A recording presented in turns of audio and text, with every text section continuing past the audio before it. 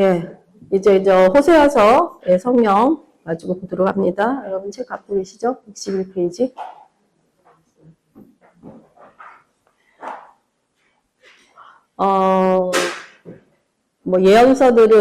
구약의 예언서들을 읽으면 패턴이 똑같아요.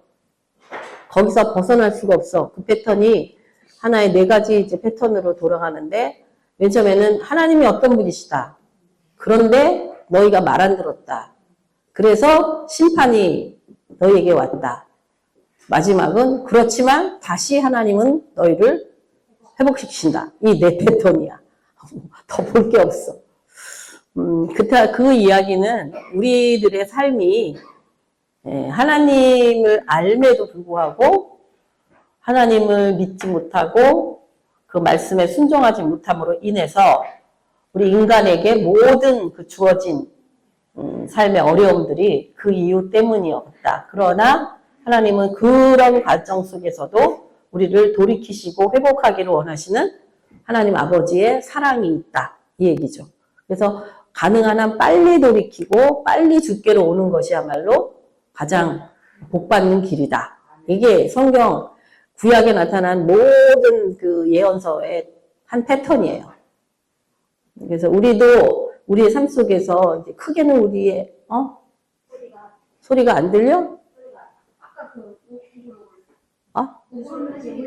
울린다고? 그러면은 저 마이크로 그냥 할게요. 그럼 일단. 거기서 들으면은 그게 왜 그러지? 마이크가? 다른 때도 그랬어요? 지금만 그래? 아니, 저번에도 그랬어. 아니, 나 말고 여기서도 계속 쓸 거 아니야. 3층에서. 근데 나만 쓰면 그런다고? 그건 무슨 경우입니까, 이게? 걔가 울리는 거야, 막. 감동이 와서? 예, 마이크가 잘 안 됐다 그래서 바꿨습니다. 그래서 오늘 이 호세아서를 비롯해서 하나님의 부르심, 근데 순종하지 않는 인간이나 나라나 또 그것이 한 사람의 인생 전반에 관한 패턴도 있지만 매일매일의 삶 속에서도 그래요.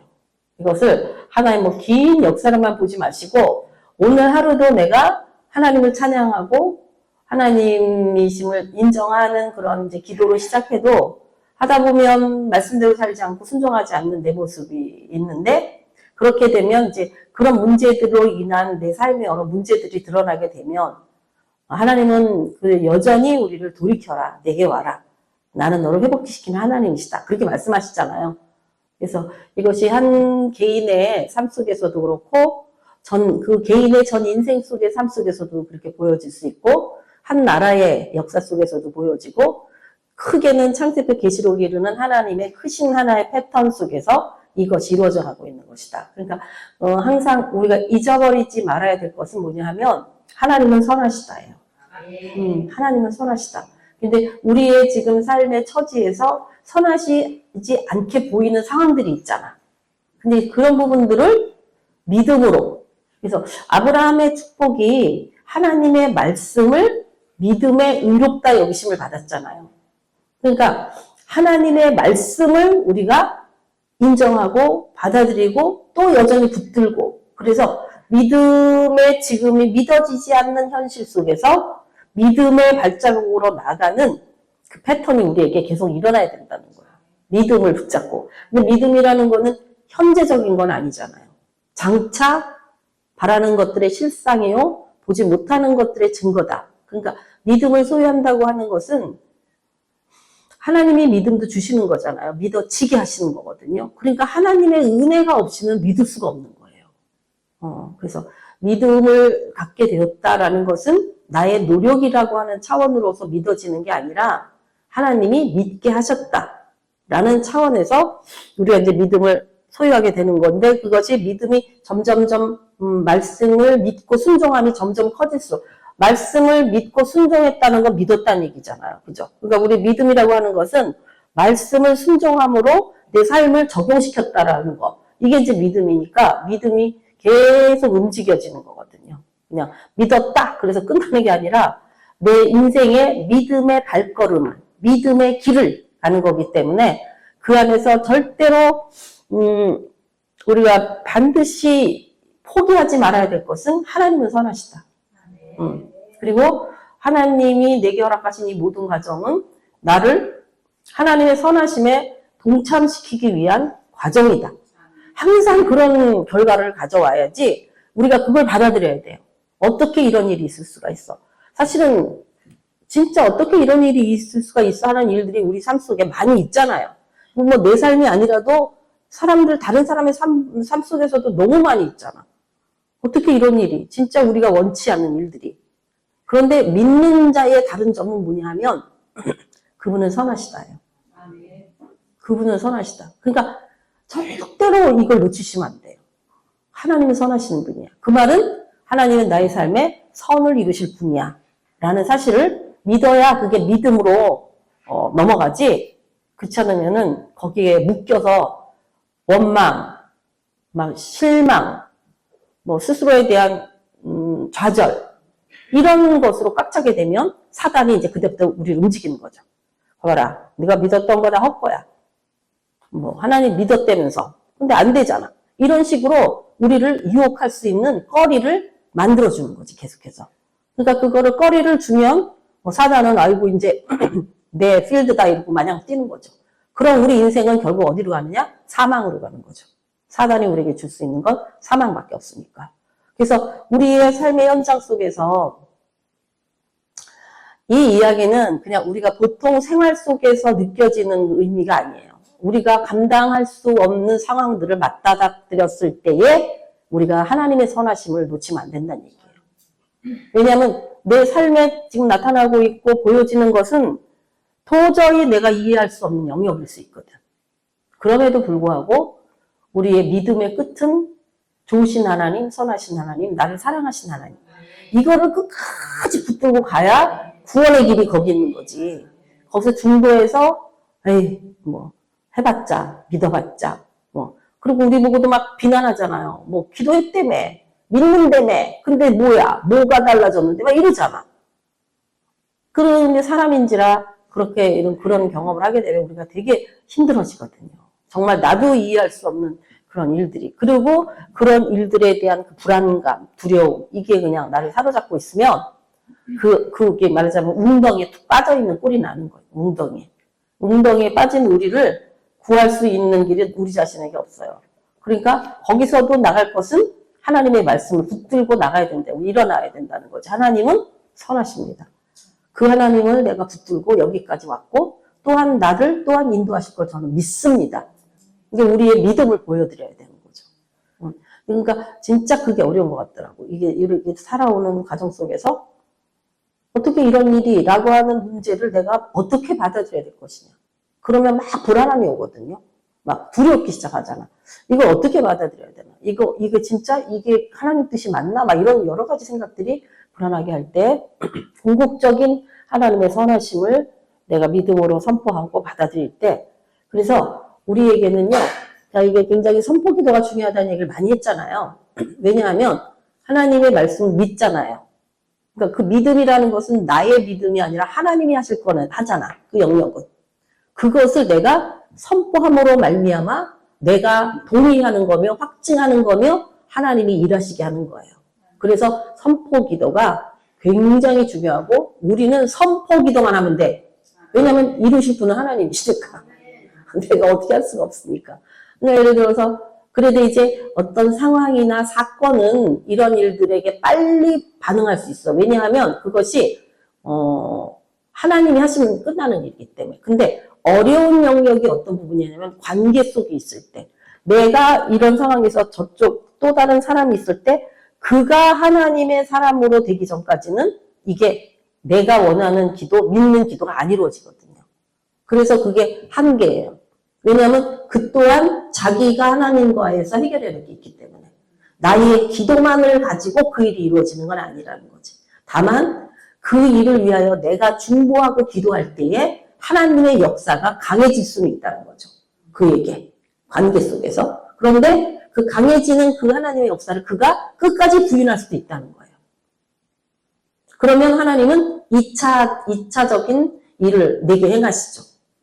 2차적인 일을. 그래서 나로 하여금 그 문제에 대한 어떤 이기고 견딜 수 있는 힘을 공급하시고, 그리고 그 결과물에 대해서 이제 하나님께 전적으로 맡겨버리게 됨으로 인하여 내 짐을 끝까지 갖고 가지 않는, 덜어놓은, 이건 하나님 하셔야 될 영역이라. 내 자녀라 할지라도, 내 삶의 어떤 거라 할지라도. 그래서 이제 우리가 이렇게 옆에서 주위에서 보면 이제 사모님들의 케이스를 본다면은 예상치 않게 남편이 돌아가셨다, 막 이랬을 때 참 받아들이기 너무 힘들잖아요. 그런데 그런 과정에서 정말 하나님의 그 의도하심에 대한 온전한 받아들임의 믿음의 단계로 넘어가는 분들은 하나님이 그들을 쓰시더라고요. 그죠? 그런 걸 보죠. 그들을 통하여서 하나님의 걸 또 일하시는, 이게 이어져가는 그런 하시는 걸 우리가 보게 되는 것처럼, 하나님은 절대로 우리를 그냥 내팽개쳐 놓고 그냥 니네가 알아서 해라 하는 분이 아니에요. 문제는 우리가 하나님께 늘 의뢰하지 않는다는 거지. 하나님을 의뢰하고 하나님을 신뢰하고, 그게 하나님을 향한 믿음이 우리 안에 있는 한은 하나님은 그 믿음을 주셨을 뿐만 아니라 믿음을 이루시는 분이다. 그 믿음을 이루는 한 가지의 방법 중에 하나가 선포 기도를 많이 해야 된다. 그래서 맨날 해주세요라고 하는 기도가 아니라 그렇게 하실 하나님을 찬양합니다. 하나님이 하셨음을 선포합니다. 일이 이미 이루어짐을 선포합니다. 이렇게 나의 믿음을 반영하는 기도. 그러니까 하나님이 하실 것을 믿는 기도가 선포 기도예요. 하나님은 말씀하셨고 나는 그것을 선포함으로 하나님의 뜻이 이루어지는 거예요. 그래서 우리의 선포 기도가 굉장히 파워 있는 기도가 될 것이다, 그 말이죠. 우리 기도를 맨날 뭐 해주세요, 이거 해주세요, 저거 해주세요 라는 기도보다는 하나님이 하실 것을 선포합니다. 예를 들어서 자녀 문제다 그러면 하나님 그랬잖아요. 의인의 자녀는 망하는 법이 없다 그랬잖아요. 그럼 우리가 그거 붙들고 선포하는 거죠.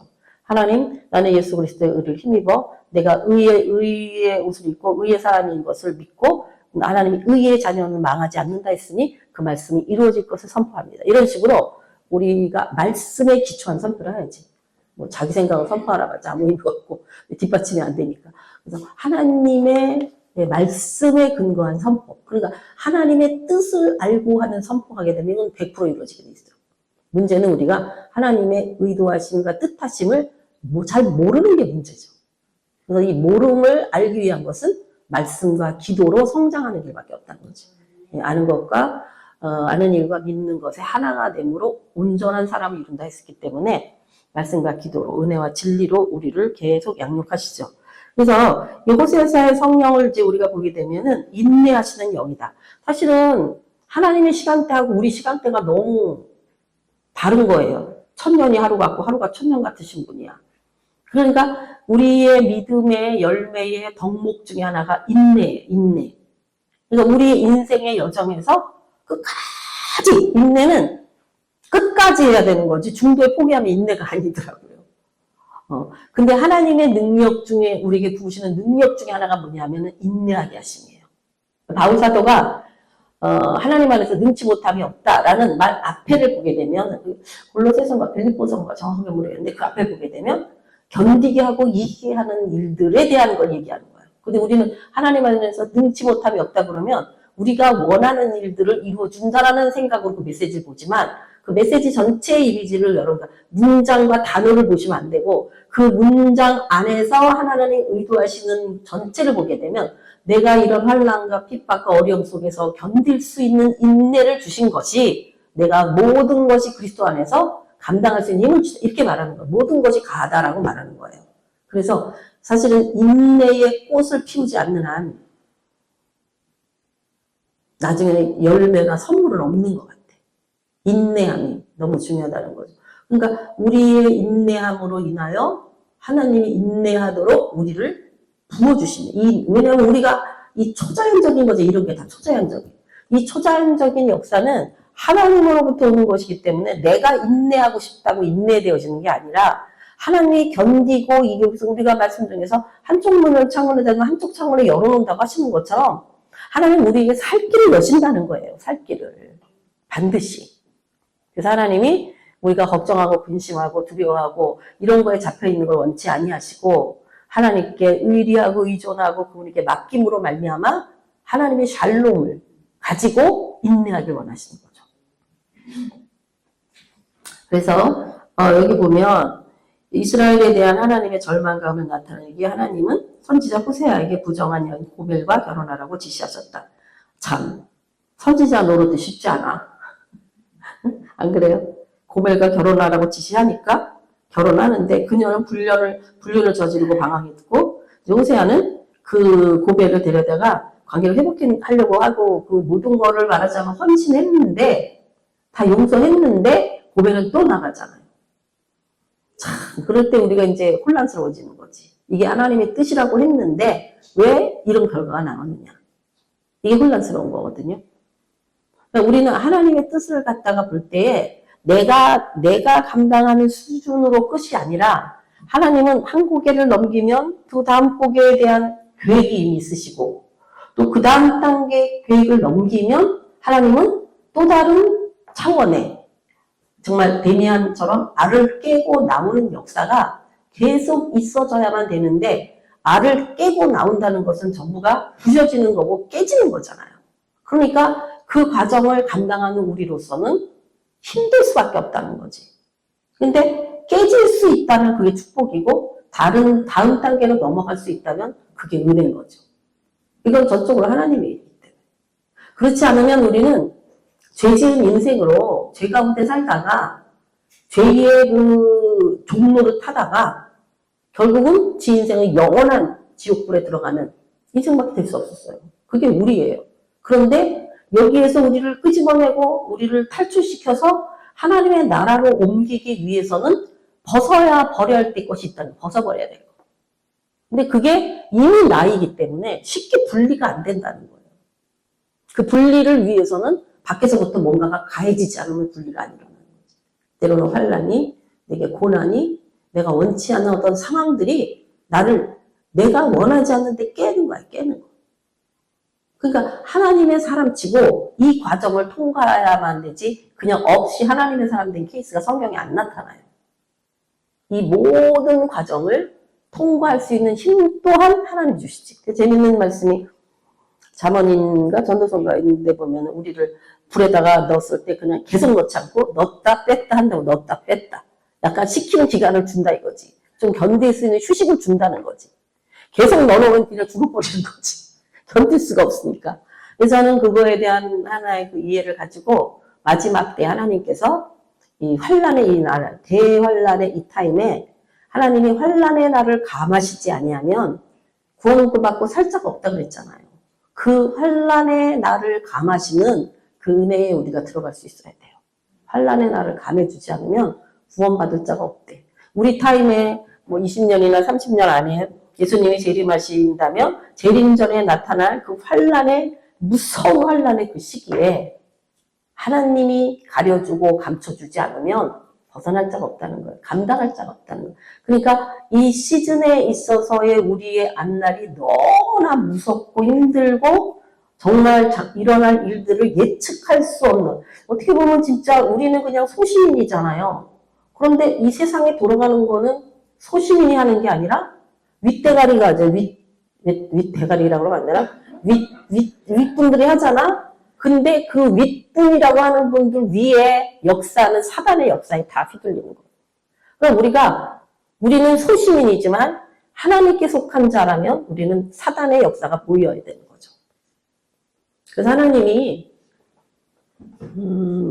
이 마지막 때가 되어 갈수록 분명히 말씀하시기를 이 환란의 날은 우리가 전날에 상상할 수 없었던 넷째 짐승에 나타나는 그 적그리스도가 드러나는 그날은 우리의 상상을 초월하는 머리로는 생각할 수 없는 어떻게 이런 일이 이게 말이 돼? 하는 일들이 그냥 일상화되어지는 이 어떻게 이럴 수가 있어? 하는 그런 일들이 일상화되어지는 이런 현실이 우리 눈앞에 일어나고 있다. 일어날 것이다. 지금도 이미 일어나고 있지만 일어날 거예요. 뭐 나라에서도 보고 세계 역사에서도 보는 것처럼 그런 가운데서도 하나님은 일하고 계셔요. 그리고 당신의 뜻을 이루어가고 계세요. 그러니까 우리가 세상을 바라보면서도 하나님이 일하심이 눈에 보이면 소망이 생기잖아. 근데 세상만 보면은 소망을 가질 수가 없는 거예요. 하나님은 아무것도 안 하는 것처럼 보이거든요. 그래서 그들이 하나님을 떠나가게 되고 하나님을 모르는 자는 하나님을 비웃는 거죠. 뭐 하나님 계시다면서 너네 하나님 뭘 하는데. 그렇지만 우리 안에 귀가 열려지고 눈이 열려져 하나님을 알게 된 자는 하나님이 행하고 계시는 일이 보여요. 그래서 견딜 수 있고 이길 수 있고 그리고 하나님의 선하심이 마침내 드러날 것에 대한 믿음과 신뢰를 버릴 수 없는 거죠. 이런 것이 이제 이건데 하나님이 이제 호세아를 통해서도 하나의 나라를 호세아라는 사람은 개인의 문제라기보다는 선지자로 불러서 그 나라를 조명하게 했어요. 이스라엘이라는 나라를 조명한 거 아니에요. 그 하나님을 조명. 고벨이라고 하는 이스라엘을 조명하게 하셨고, 그죠? 호세아가 하나님의 몫을 대신하는 하나의 예표적인 사람으로 지금 쓰고 있단 말이에요. 그런 거를 볼 때, 이 성령께서 호세아에게 그러므로 보라 내가 그를 타일러 거친 들로 데리고 나서 말로 위로하고 호세아가 고벨을 말로 위로를 한다는 거지. 그래서 하나님은 우리를 어떻게 찾으시는가? 인내하시는 성령. 하나님은 우리가 돌아오기를. 그래서 어떤 때 이런 생각이 들어. 하나님 그렇게 기다려주지 마시고 그냥 다이렉트로 네가 뭐가 문제인데 너 이러면 죽는다던가 뭐 이게 탁 해주시면 안 돼요? 그럼 우리가 훨씬 빨리 돌아갈 것 같은데. 사실 누가 그 말 돼요. 하나님이 뭐든지 하실 수 있잖아. 그럼 모든 사람의 꿈에 나타나서 나 다시 온다. 너 이렇게 살면 죽는다. 그러면 사람 다 바뀐다는 거야. 두려워서. 그걸 안 하시잖아. 근데 왜 그렇게 안 하시는가? 하나님은 우리를 하나님의 형상으로 만든 인격체라고 하는 자기의 자유와 책임을 행사할 수 있는 그런 존재로 만들어졌기 때문에 하나님의 자기 제한성. 다시 말하면 하나님은 줬잖아요. 너한테 그런 권리를 줬잖아. 그럼 그 권리를 행사할 수 있는 모든 권리의 주관자가 그라는 거예요. 그러니까 우리한테 자유를 주셨잖아. 그러면 하나님이 그걸 치고 들어오면 안 되는 거죠. 하나님이 주신 자유를 당신도 지켜야 되는 거지.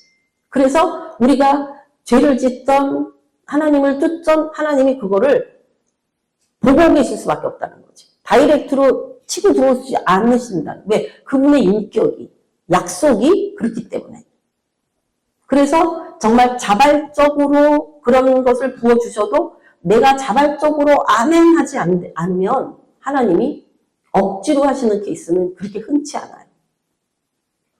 왜냐하면 누군가의 기도가 있거나 하나님이 어떤 선이 있으시겠지. 그거에 대한 분량이 있을 때에 하나님이 하신다는 거예요. 그래서 하나님의 성품과 성령의 성품 동일하지 당연하죠. 그분은 성부 하나님, 성자 하나님, 성령 하나님이 성령은 구원의 목적만으로 우리를 찾으시는 게 아니라 우리의 완전함을 이루기까지 찾으신다.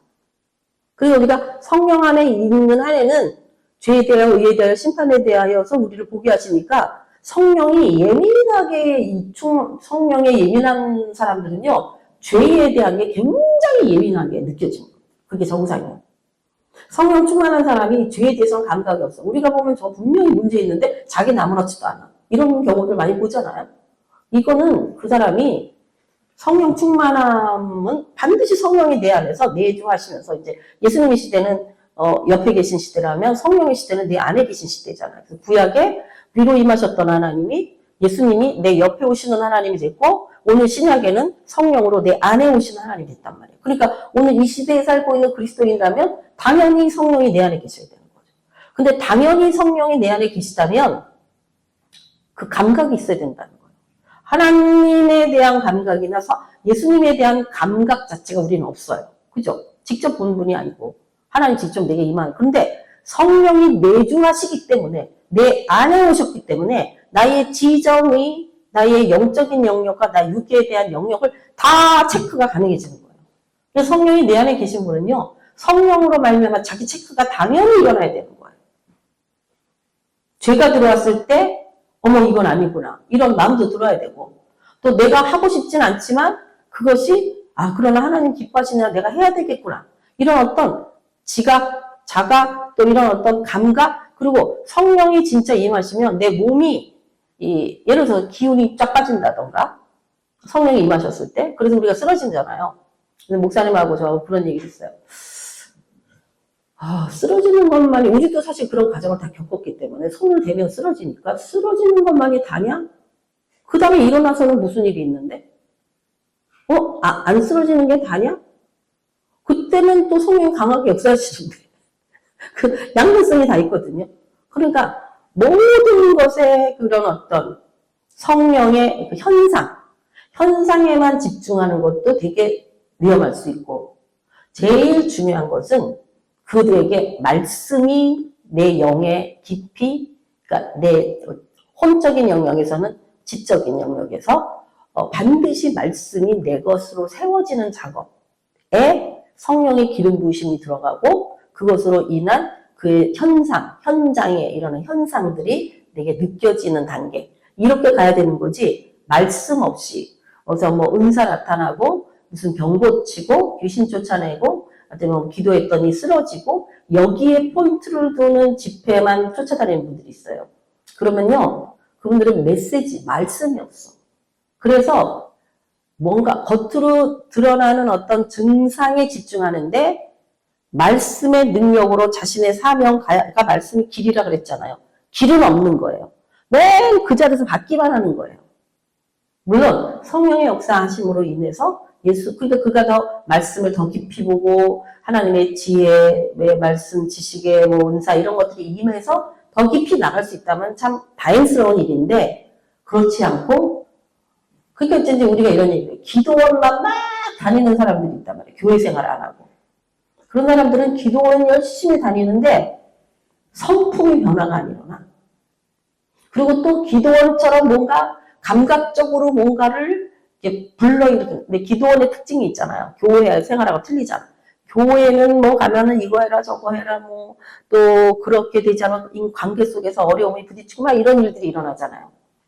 그런데 그런 관계 속에 부딪히면서 교회의 하나의 일원, 다시 말하면 같은 멤버십이 될 때에 교회 안에서 이루시는 하나님의 뜻을 함께 이뤄가야 되는데, 교회를 떠나서 기도원이라던가 어떤 뭐 자기가 좋아하는 선교 센터, 선교회 이런 것만 쫓아다니다 보면 교회라고 하는, 하나님 왜 교회를 세웠겠어요? 교회는요, 하나님 안에서 양육하는 집이에요. 양육하는 집이야. 그래서 아주 믿음 없는 갓 태어난 사람부터 주의종까지 뭐 진짜 믿음의 어떤 이렇게 끌어내는 리더자 그룹까지 한 그룹이 돼 있다고. 거기를 통해서 부딪히기도 하고 배우기도 하고 이러면서 그러니까 하나님의 사람으로 키워져가는, 사람이 뭐예요? 사람다움이어야지 사람이잖아. 그러니까 하나님의 사람다움으로 양육되어져야 되고 훈련되어지는 그런 모든 과정이 교회 안에서 일어나는 거예요. 그렇지만 예를 들어서 선교회, 그러면 선교회는 뭐예요? 그 선교적 사명을 이루기 위하여 모인 집단이에요. 근데 그걸 하다 보니까 마음에 안 들면 나가면 되지. 선교회 쪽 그런 거. 그렇기 때문에 선교회에서만 일하는 사람들의 문제는 그것도 하나님의 일이니까 잘못됐다고 말하는 건 아니지만 그런 가능성들이 많이 있다는 얘기예요. 그런 쪽에서 다른 사람이 하는 거에 대해서는 용납하고 받아들여지는 기회가 별로 없습니다. 교회 안에서는 사실 잘해 나가려면 얼마나 많이 참고 얼마나 용납하고 얼마나 받아들여야 될지 몰라. 그죠? 구역장 하나를 하려고 그래도. 근데 여긴 케어 중심, 가정적인 것이 교회라면, 선교회는 만약에 뭐 우리는 북한 선교회를 한다. 그러면 자기네는 북한에만 관심이 있잖아. 그래서 근데 이제 이쪽은 또 이스라엘만 한다. 그러면 이스라엘에만 관심이 있잖아요. 다른 나라 선교 관심 없어요. 근데 교회는 사실은 어떻게 해야 돼요? 이스라엘에 대한 선교도 알아야 되고, 뭐 북한 선교도 생각해야 되고, 기도해야 되고, 전체를 아우르잖아. 그러니까 교회는 세계에 있는 모든 교회가 다 하나예요. 사실은 하나 되는 마인드로 커가야 돼. 그러니까 우리 교회의 성장만을 위한 게 아니라 하나님 교회의 성장. 그래서 저희 같은 경우에 파키스탄 교회를 위해서 뭐 건축원금도 보내고 그분들을 위한 기도도 하고 이렇게 해서 그거 뭐야?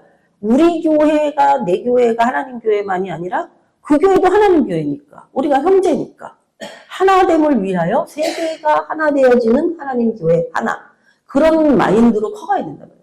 우리 교회 하려면 아까 누구한테 잠깐 얘기 들으니까 그분이 이제 그런 얘기를 하는 거야. 그분이 여기 한번 같이 오고 싶다고 그래서 오시라고 그랬더니, 근데 왜 안 와요? 그랬더니 그 교회 전도사님이 못 가게 한다는 거야.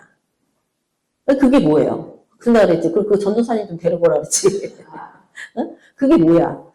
우리 거, 내 거, 뺏길까에 대한 두려움이지. 그 안에 감춰진 게. 그게 아니라 하나님 안에서는 다 협력해야 돼요. 네 거, 내 거가 사실 없어야 된다고. 하나님 거니까. 그렇게 됨으로 인해서 그가 더 성장할 수도 있고 발전할 수도 있고 하나님의 사람이 될 수도 있는 걸 막아버릴 수 있다는 굉장히 위험한 태도를 갖고 있는 거예요. 호세아서에서 말하는 하나님은 정말 우리를 오랫동안 기다려주셔요. 만약에 하나님이 우리를 딱딱딱 내 마음에 안 들고 처리해버렸다면 여기 살아남아서 하는 건지 저를 비롯해서 그죠? 근데 하나님이 그게 무슨 마음이냐면 엄마의 마음이야. 자식이 알무리 잘못해도 버릴 수가 없어. 아까 우리가 그런 얘기했지만 이게 분명히 손해를 끼치고 얘 때문에 내가 엄청 손해를 보고 힘든데 그거를 놓을 수가 없는 거예요. 그리고 어떻게 해요? 기다려주는 거야. 아까 우리 홍사모님이 그러고 가셨어. 내가 이 손자 지금 받아가지고 뭐 어디 보내는 것 때문에 가서 손자 받으러 갔단 말이지. 내가 이걸 언제 놓고 자유할 수 있는가. 우리들 갈등이잖아요.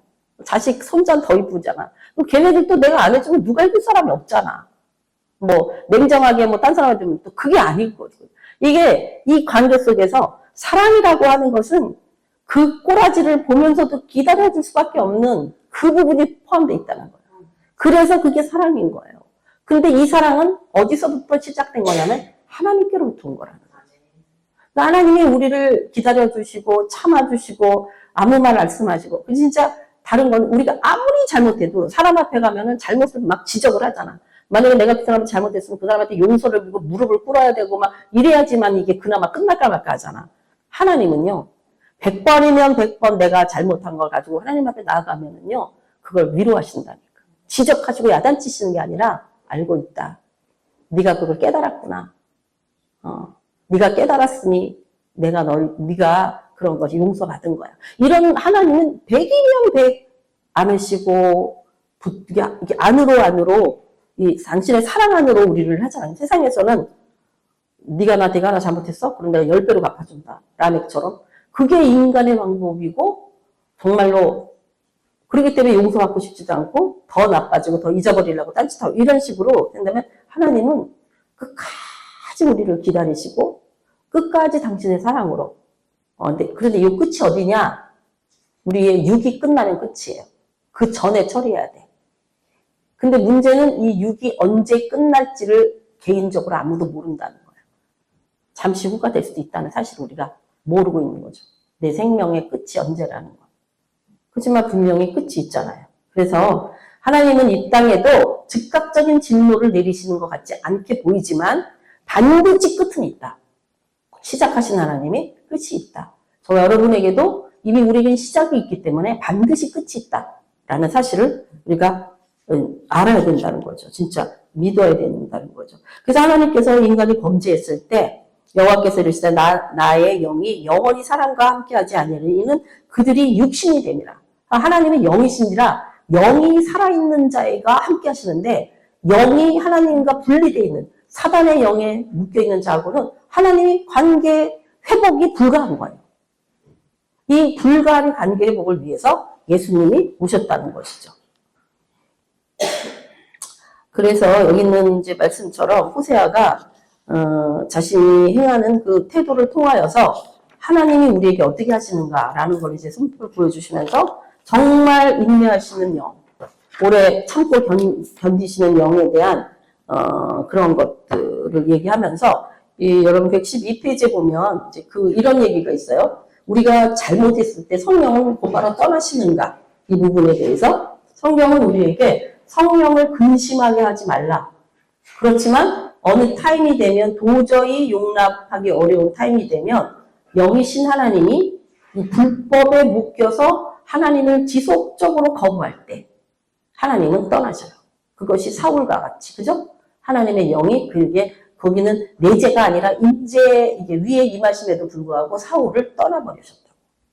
우리들에게도 성경에 있는 모든 메시지가 나에게 주시는 말씀으로 볼 때 사울이 근데 문제는 뭐냐면 사탄에 묶여서 사울이 뭐가부터 시작했냐면 다윗이 미워지기 시작했단 말이에요. 그죠?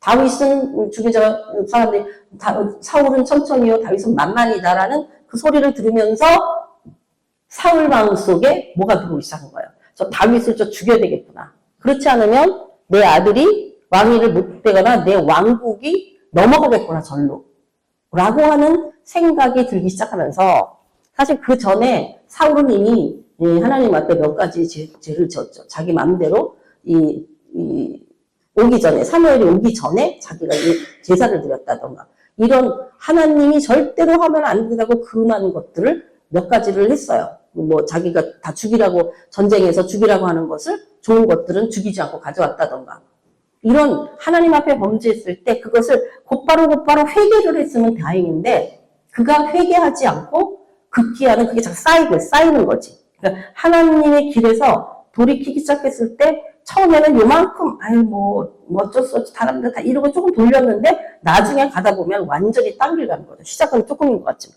그래서 무슨 일이 일어났냐면 사울은요. 자기에게서 성령이 자기에게 역사하지 않는다는 사실을 모른다는 거예요. 그런데 증상이 나타나는 거예요. 증상이 뭐냐면 악신이 자기 안에 들어오기 시작한다는 거예요. 악신이 내 안에서 역사하고 있다는 거예요. 그 악신이 주는 것 중에 거기 성경적인 걸 보면 뭐예요? 이 육체적인 고통. 그러니까 사람들이 암에 걸리는 그 요인 중에 하나가 뭐냐면은 스트레스잖아. 스트레스. 그 스트레스가 누구를 미워한다던가 아니면 그 미움을 받는다던가. 그래서 성향에 따라서 못 견디는 그 분노가 표출되는 사람이 있냐면 표출을 못하니까 자기를 죽인다고 그 분노가. 그래서 분노가 어떤 정상적인 감정 중에 하나예요. 사람이 사는 동안 하나님도 분노하셨으니까. 그러나 하나님은 옳은 기준에서의 의분이지만 우리에게는 의분은 없어요. 자기가 생각하는 의분, 자기 심판자가 아닌데 왜 자기가 의분을 해? 내가 옳다고 생각하는 것 자체가 옳은 게 아니야. 하나님은 원수는 내가 갚는다고 그랬고 너는 용서하라고 그랬거든요. 그러니까 그 의분도 아닌 것을 나는 의분으로 갖고 자기가 하나님의 위치에 서서 다른 사람을 정죄하고 평가하고 판단하게 되는 그런 과정 속에 사단이 틈타고 들어오는 길을 열어놓으니까 계속해서 네 말이 맞다, 네 말이 맞다, 맞아를 하면서 어떻게 돼요? 나를 막 뒤집는 거지. 그러니까 스트레스는 커지지 이 몸이 이 영에 의해서 반응하기 때문에 우리가 마인드 바디 커넥션이라고 말해요. 이 마음의 상태와 몸의 상태는 이게 같이 가는 거야, 같이. 커넥션이 돼, 연결이 돼 있다는 거예요. 그래서 내 이 혼적인 영역, 정신이 너무 힘들면 몸이 막 나빠지는 거야. 몸이 그대로 반응하니까. 그래서 우리 안에 많은 병이 생기는 요인은 그 스트레스라고 하는 것이 영적인 관점에서 보면 죄가 들어오는 통로를 막지 않고 계속해서 받아들이면 나는 저 사람 때문이라고 하지만 결과는 내가 죽겠는 거야. 내가 죽겠는 거야. 이 결과가 우리의 이 영혼육을 다 파괴시키는. 그래서 저는 성경에 보면은 그 걱정과 근심이 내 뼈를 상하게 한다고 했잖아요. 뼈를 상하게 한다. 근데 제 생각에서 진짜로 예전에 이제 관절염 같은 것들이 이제 손에 좀 오는 듯한 느낌이 들 때 제가 그때부터 붙들고 기도를 하기 시작했어요. 내 안에 뭐가 나를 이렇게 힘들게 했나는데 되게 신경을 쓰지 않을 수 없는 일들이 내 주위에서 일어나거든. 그러니까 뼈가 상하는 거예요. 뼈가. 그게 내 몸에 나타나는 게 내 보이더라니까. 그래서 그때 그거를 붙들고 기도하기 시작했죠. 지금은 그것이 수독됐을 뿐만 아니라 더 약화되어지면서 통증이나 그런 건 하나도 없어요. 약을 먹고 그러는 것도 아닌데. 그러니까 저는 말씀이 내 삶에 적용되어질 때는 그게 그렇게 실제화된다라는 거를 제가 체험을 하는 거예요. 몸에 이르기까지. 그래서 우리들의 영혼, 육에 관한 모든 영향력이 하나님의 말씀을 믿느냐 못 믿느냐의 결과물이라는 거예요. 왜냐하면 내 인생은 하나님 책임지니까. 그래서 열매화 되어졌다면 그거는 하나님 말씀 잘 따라 살았다라는 증거예요. 다만 우리가 보는 관점과 하나님의 보는 관점이 틀릴 수는 있어요. 근데 우리 눈에 볼 때 예를 들어서 선교에 가가지고 선교사가 순교당했다. 뭐 누가 죽였다 그러면 저 사람 무슨 죄가 많아서 저렇게 죽였어? 그게 아니잖아. 그의 피가 사실은 선교의 기반을 이루어서 그곳에 부흥이 일어나는 케이스 많이 있거든요. 우리나라가 순교자가 많은 나라이기 때문에 하나님이 우리나라에 특별한 하나님의 그게 부으심이 있다. 재미있는 거는 인도 가면요. 인도의 남부 쪽은 그래도 예수 믿는 사람들이 위쪽으로 하면 예수 믿는 사람 많지 않은데 첸나이라고 하는 마드라스는요. 그 도마가 가서 순교했다는 지역이에요. 근데 거기가 인도 지역 중에서 복음화율이 가장 높은 나라예요. 그리고 이 남쪽에도 그래 어떤 나라들이 예를 들어서 독일이나 유럽 쪽에는 예수님을 위해서 순교당한 케이스 거의 없어요. 왜냐하면 나라가 기독교 국가였었기 때문에 목사들은 월급을 다 나라에서 지금도 주거든. 그러게 되니까 그들이 우리는 왜 그래? 먹을 게 없으면 기도할 수밖에 없잖아. 전에 지금 뭐 먹을 게 없어서 기도하는 사람 별로 없지만. 그렇게 함으로 인하여서 그 믿음이 피가 흘러가는, 그러니까 뭐예요? 하나님께 기도했던 분량이 쌓여 있는 곳이라는 거예요. 대한민국이. 그걸 우리는 여태까지 그거 먹고 지금까지 온 거지. 대한민국이 살아남은 건데, 이제 이게 점점 없어지니까 우리나라 꼴이 점점 이 꼴 되는 거예요. 너무 자명한 거예요, 이거는. 이게 하나님께로 돌아오는 기도와 말씀으로 돌이키는 작업이 없는 한은 어느 나라든지 망하게 돼 있어요. 그치? 망하게 돼 있잖아요. 세상이 지금 망하게 될 거란 말이에요. 그래서 우리가 하나님의 말씀에 순종하고 성령님의 말씀에 순종할 때는 우리가 힘든 것 같고 불가능한 것 같고 손해보는 것 같고 일이 이루어질까 싶을지라도 어느 타임에 보면 이게 길이 열려서 하나님의 역사들이 나타나는 걸 보게 되는데 내 생각과 내 방법으로 이게 좋을 듯해서 이 방법을 취하고 하는 결과가 나중에는 내가 예상할 수 없는 하나님이 보증하시지 않는 하나님이 지키지 않는 일들을 제가 이제 상담했을 때에 어떤 엄마가 걔가 한 5, 6살쯤 된 것 같아. 그 애를 하나 데리고 왔는데 그 엄마가 울면서 뭐라고 했냐면 최선을 다해서 키운다 이거 얘를. 근데 얘가 틱장애가 있는 거예요. 조그만 애기가. 틱장애가 있는데서 그걸 또 이렇게 심리를 이렇게 쭉 해본 결과가 뭐냐 하면 이 엄마가 울면서 그러는 나는 얘한테 최선을 다했어요. 얘는 애 때부터도 신발을 신을 때도 네가 뭐 어떤 거 신을래? 그렇게 물었고 하여튼 자기가 해줄 수 있는 거 다 해줬다는 거야. 그래서 이제 쭉 체크해본 결과가 뭐냐 하면 그러니까 엄마는 이해가 안 되는 거지. 자기는 이 아이를 키우기 위해서 첫째 아이고 하나밖에 없는 딸을 위해서 전폭적으로 모든 걸 정말 했는데 이 아이가 틱이 왔다는 것은 뭐 유전적인 요소도 있다고 요즘 말하지만은 심리적인 요소도 굉장히 크거든요. 뭐냐는 거지. 자기는 모르겠다는 거. 고칠 방법이 없는 거야. 자기는 최선을 다했기 때문에. 그런데 그 원인은 그 아이가 2, 3살, 3살 됐을 때도 너 뭐 입을래? 너 뭐 신을래? 이걸 애한테 계속 질문한 거야. 엄마로선 최선이지. 내 뜻대로 안 하고 얘 뜻대로 해준 거야. 근데 그때는 아이가 결정할 만한 지각이 없는 타임이에요. 그러니까 얘가 엄마가 물을 때마다 얘는 엄청난 스트레스인 거야. 자기는 지금 무슨 신을 신어야 될지 무슨 옷을 입어야 될지 얘는 아직 모를 타임이거든. 아직은 더 훈련이 돼야 되는 타임인데 엄마는 자기 생각으로 지금 이 아이한테 이렇게 하는 거를 자기는 최선이라고 생각. 자기는 이거 입히기도 싶고 이거 신기기도 싶었겠지. 그러니까 우리가 나는 잘한다고 하고 나는 최선이었다고 해서 하나님이 보실 때 최선은 아니더라는 거예요. 그것처럼 우리의 삶이 그러나 끝까지 하나님의 우리한테는 이미 길이 있잖아요. 말씀이 있잖아요.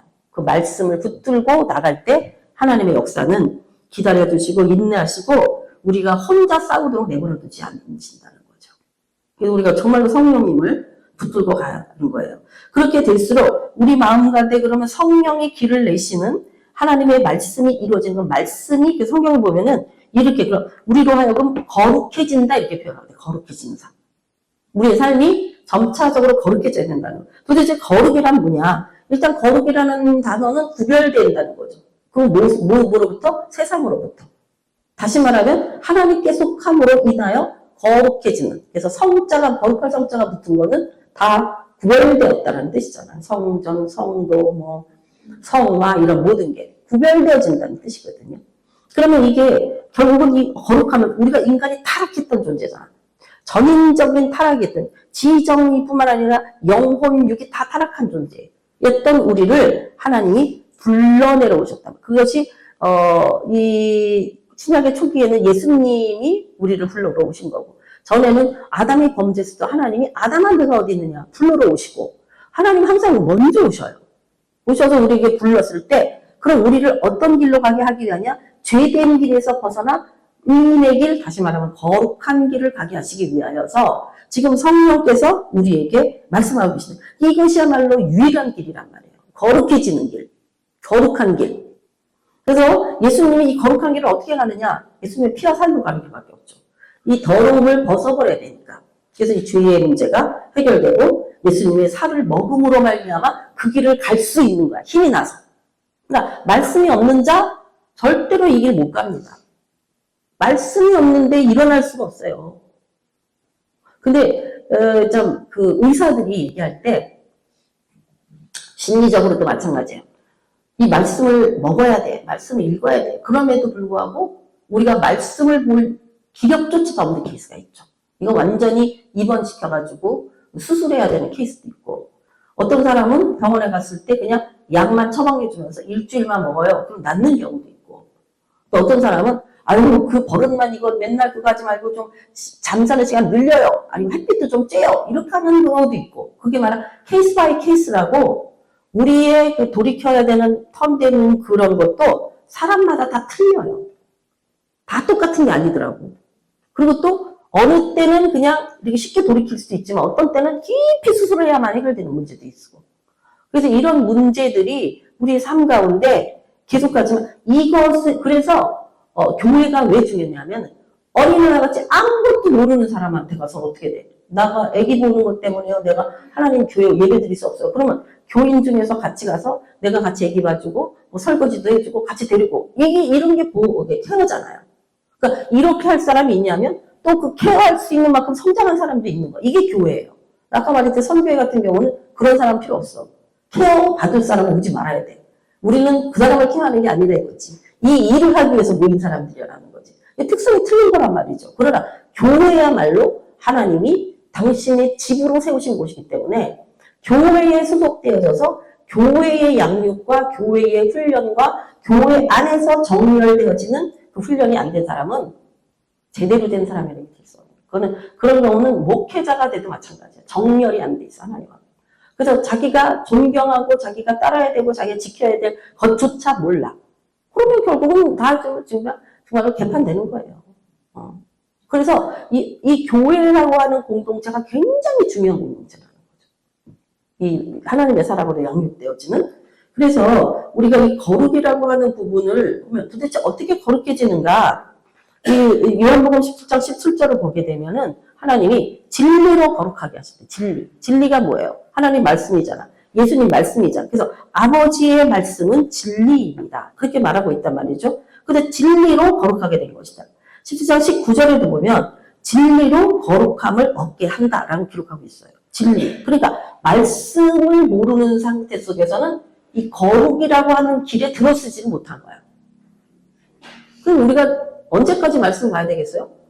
주님 앞에 쓰는 날까지 말씀으로 가는 거예요. 이 정도는 됐다가 아니라. 그래서 사도행전 20장 32절 보게 되면은 거룩하게 하심을 입은 모든 자 가운데 하나님의 기업이 있다는 거야. 자, 됐어요? 이게 그렇게 시간이 없나? 안 되나? 그래서 여기 보면 진리로 거룩하게 하는데 거룩하게 하심을 입은 모든 자는 하나님이 기업을 있게 하신대. 유산을 준다는 얘기예요. 이 거룩한 길, 이 안에 유산이 있지, 말씀을 지켜 사는 길 밖에는 하나님 유산이 없어요. 그러면 어떻게 하면 되느냐? 26장 18절 사도행전 보면은 예수를 믿어 거룩하게 됐다네. 예수를 믿어. 그러니까 믿음의 결국 거룩을 그 길을 걷게 한다는 얘기죠. 그러면 로마서 6장 22절을 보게 되면 거룩함의 열매는 영생이라고 되어 있어요. 영원한 생명 얻을 수 있는 그 거룩의 결국은 영생으로 가는 거다. 이 꼴이. 또 로마서 12장 1절 보면요. 너희 몸을 하나님이 기뻐하시는 거룩한 산 제물로 드려라. 이것이 영적 예배입니다. 그러니까 진정한 영적인 것은 우리의 몸까지 따라갔을 때 영적이지 머리로 생각하고 있는 수준이 영적인 게 아니라는 거예요. 다시 말하면 내가 하나님을 믿어요 하면서도 내가 그렇게 살고 있지 못하다면 영적이지 않다는 거예요. 얼마나 많은 사람들이 나도 예수 믿어요 하지만 그렇게 안 살아요. 그게 왜냐면 몸까지 안 따라간 거야. 예수 믿어요 하면서도 남의 물건 슬쩍슬쩍하고 예수 믿어 하면서도 남의 피해를 보더라도 나는 이익을 받겠다고 생각하고 뭐 술, 담배를 먹으면서 뭐 술, 담배가 뭐 죄냐 아니냐는 또 따지고 볼 문제지만 하여간에 하나님 보시기에 예를 들어서 뭐 술 장사를 하면서 나도 예수 믿어요. 이런 것들에 대해서 우리가 회의적일 수밖에 없다는 거예요. 이런 부분들이 성경은 우리에게 말씀하고 있고요. 그리고 고린도전서 1장 2절을 보게 되면 예수 안에서 거룩함을 입는다는 거예요. 예수 안에서. 예수는 로고스예요. 말씀이에요. 그래서 에베소서 4장 5장 26절 보게 되면 물로 씻어 말씀으로 깨끗하게 하신다는 거예요. 물로 씻어. 물은 우리를 깨끗게 하는 거지만 또 피로 씻어. 그런 이게 거룩하게 하는 이유. 말씀으로 깨끗해진다. 데살로니가 후서 2장 13절을 보면요. 하나님이 택하사 성령으로 거룩하게 하심으로 진리를 믿음으로 받아 구원에 이른다는 거예요. 정확하게. 여기 보면은 하나님이 우리를 택하셨다. 이거는 부르심이죠. 그 다음에 우리가 어떻게 거룩한 길을 가느냐? 성령으로 말미암아. 그랬더니 어떤 역사가 일어나느냐? 진리의 말씀을 믿음으로 살게 되더라 이 말이에요. 이게 하나의 맥이에요. 그래서 이제 마치는 걸 보면 디모데전서 4장 5절. 디모데전서 4장 5절을 보게 되면 한마디로 요약을 하고 있어. 하나님의 말씀과 기도로 거룩하여진다. 한마디로. 그러니까 말씀이 없고 기도가 없이는 거룩이라는 거하고는 근데 오늘 진짜 우리가 솔직하게 얘기해서 얼마나 성도들이 기도하냐는 거죠. 새벽기도 얼마나 나옵니까? 또 얼마나 또 말씀 공부를 하냐는 거지. 그냥 주일날 이것도 20분 설교 넘어가면 못 견디하는 그런 수준에서의 말씀이 자기한테 남는 게 뭐가 있냐고. 그러니까 영도 성장 안 하고 혼도 성장할 수가 없고